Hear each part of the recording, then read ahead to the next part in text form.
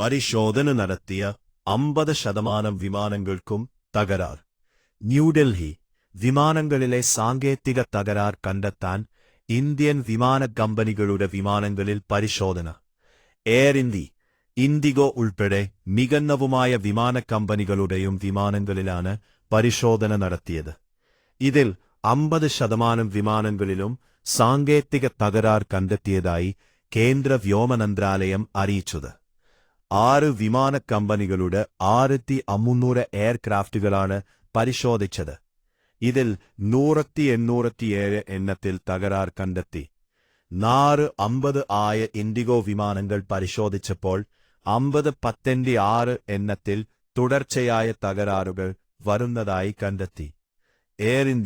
Air India express കമ്പനികളുടെ 6380 വിമാനങ്ങൾ പരിശോധിച്ചപ്പോൾ 6100 വിമാനങ്ങളിലും തകരാർ കണ്ടെത്തി.